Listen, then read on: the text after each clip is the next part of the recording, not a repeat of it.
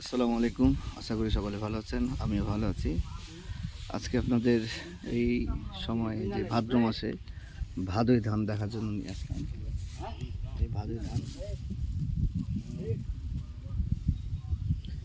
এই ভাদই ধান খেতে খুব স্বাদ, লাল। এটা এই সময় হয়, অন্য সময় হয় না।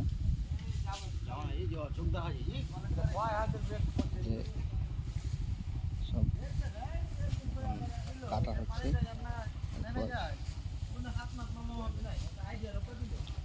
সাইজটা ছোট। যারা ভাদই ধান দেখেননি তারা দেখতে পারেন।